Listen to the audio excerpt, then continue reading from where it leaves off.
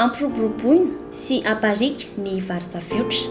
Ho fanamafisana ny fiarah-miasa eo amin'ny Chine sy Madagasikara dia misy ny fifanaovan-tsony ireo taratasy fifanakalozana teo amin'ny ministry ny raraham-bahiny Ramatoa Razada Rafaravavitafika sy ny ambasador'ny Repoblika Eti-bahoakan'i Chine Andriamatoa Jipin.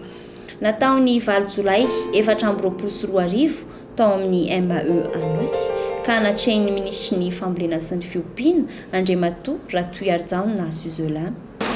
Araka voalaza teo ny vary safiotra dia efa voapirofo ara-teknika sy ireo andrana natao fa ambony be mitahana vary safiotra isaky ny hektara. Izany dia anampy antsika zany amin'ny fampitomboana ny vokatra. Ka rehefa mitombo ny vokatra dia mitombo ihany koa ny vola miditra amin'ireo tantsaha malagasy. Noho izany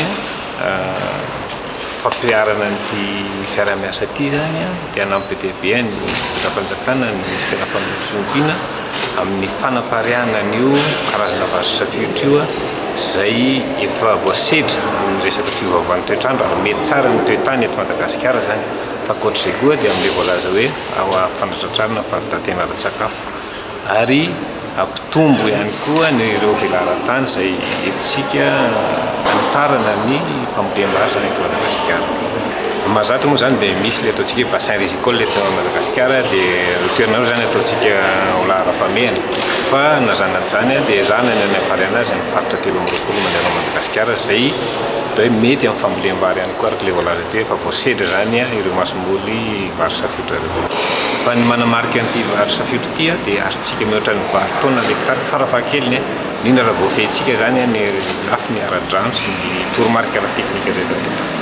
Anisan'ny mpisehatra amin'ny famokarana vary safiotra ny vondrona STOI na ny Société Trading de l'Océan Indien ary efa miasa manirana ny faritra valo eto Madagasikara. Androany moa zany dia nanatrika tsy fifanaovan-tsony ity ho fiarah-miasa fanamafisana ny fiarah-miasa eo amin'izay hoe fahatratrarana Madagasikara ny fahavitantena ara-tsakafo amin'ny alalan'ny fambolena ny vary safiotra. Izy io zany dia mety aty amintsika ary misy moa tsy fifanaovan-tsony androany ity teo amin'ny firenena roa zany hoe eo amin'ny fanjakana sinoa sy ny fanjakana malagasy. Ao anatin'izay dia miditra tsehatra ao anatin'izay ihany koa ny sehatra tsy miankina.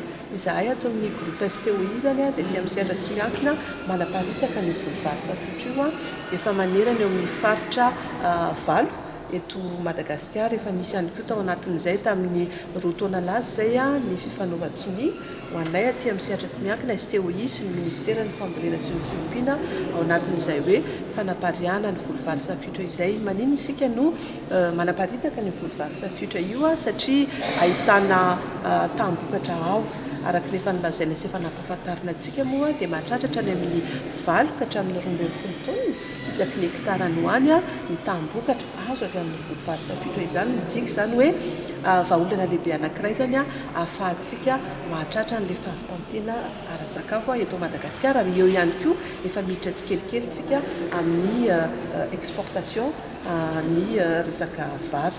Dia izay zany hoe manampy ny fanjakana malagasy izay aty amin'ny sehatra tsy miankina amin'izay fahatrarana ny fahavitantena ara-tsakafo izay.